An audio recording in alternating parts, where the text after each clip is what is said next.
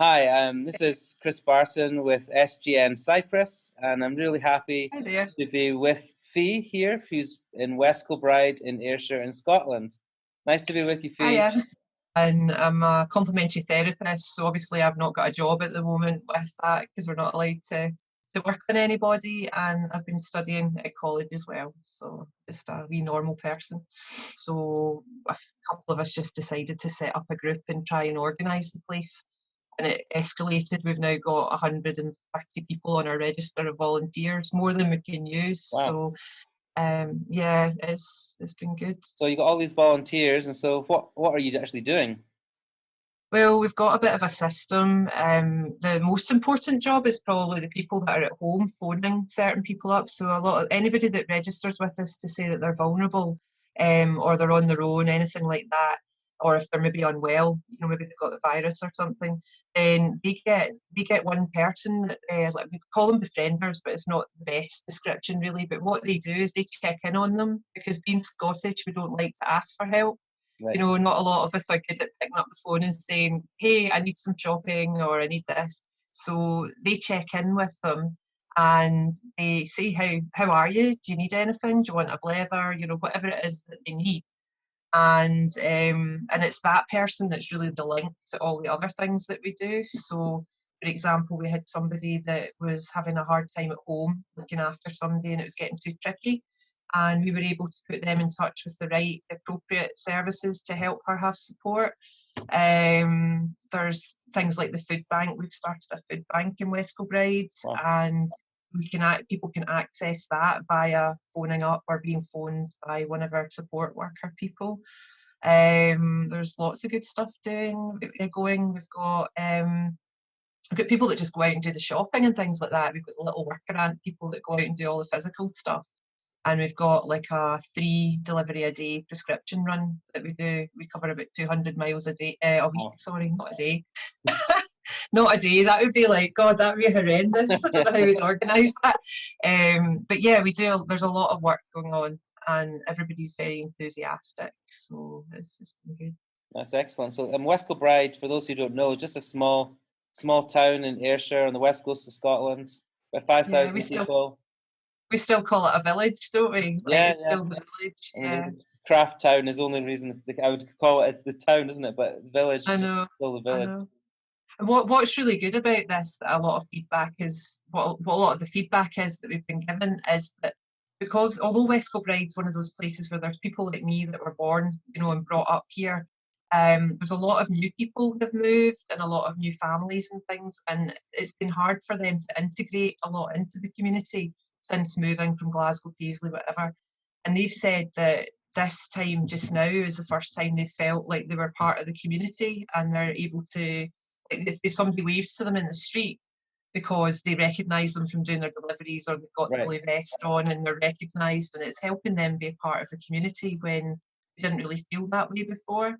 And there's people that have never really had to think about anything other than their own household and their own job and different things, not for any fault of their own, just that's what happens in life. And Yeah. now they're going out and doing food bank deliveries. They're doing shopping deliveries. They're coming back with these. Everybody's just got these big smiles on their faces, and they're That's saying, excellent. "This is like the most amazing thing. Like I didn't realise helping people was just this. It's like a buzz, like a real buzz, and a big distraction to everything else." So, So it really has gone from people being scared to people caring, isn't it? So oh, like instead of being scared, being prepared. being Yeah, I was prepared. by mistake there. Preparation, not panic was our original sort of tagline at the beginning, because at the time it didn't really seem that evident that we were going to have such a hard time with this. That it was nobody knew, and a lot of us, I mean, including myself, for a little while, thought it'd be better to be prepared, but probably nothing's going to happen from it. And Yeah. now, 6 weeks down the line, I'm glad we were prepared. So, And so it but really has there's gone from even though you're social distancing, you've got over 100 volunteers. So that's yeah, sounds like it's really building community, even when it's tough. I You have I would community. Yeah, I would say that actually it's the most sociable the community's ever been, because we've got, like, everybody's interacting in a really different way. And one of my passions has always been about linking people up that weren't people building a community for people that weren't part of it or marginalised groups, things like that.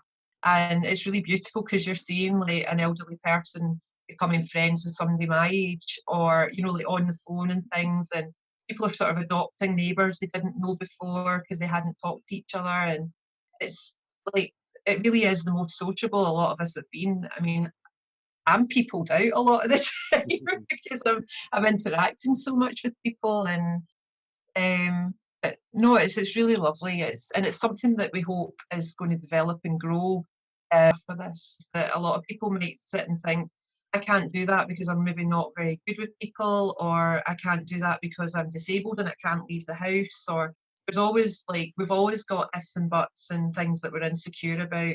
But the thing is with this is that in the village just now, in any situation, there's a job for everyone. Mm-hmm. So, everybody's got a job. I mean, I've got somebody who's an accountant. And so she didn't want to go out and do other things because she wasn't, like, she was comfortable with numbers and speaking on the phone. So that's what she's doing to help us. Like, everybody's got a job to do.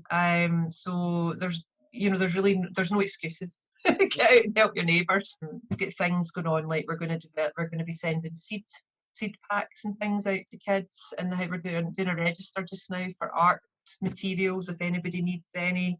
We're wanting to get families gardening, and we've got all the contacts to sort that out, and we've got loads of funding now. We've just been given a massive amount of funding from the government.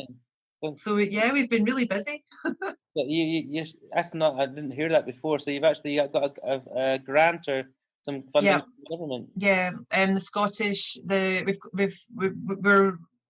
got funding to help support us while we're doing this. Fantastic. And we've also had a crowdfunder, so we had £2,000 through a crowdfunder. Wow. And we've been awarded money from the Community Wellbeing Fund too. So we're hoping to do some things for mental health and physical health, like get some wellbeing things in there, like said, the art and the planting and things like that will be really good. So yeah. Wow, it sounds like could really develop into just a massive community project then. It already is, but can only hope that it sticks. Like, I'm absolutely I'm driven to make sure that happens, because everybody wants it to. So we just got to try and dig down deep and make it work. Fantastic. Well, it's great to hear some good news from West Kilbride in Ayrshire in Scotland. Thanks very much for joining us today on SGN Cyprus. Thank you. You take care. Take care. Take care. Bye-bye. Thank you. Bye-bye.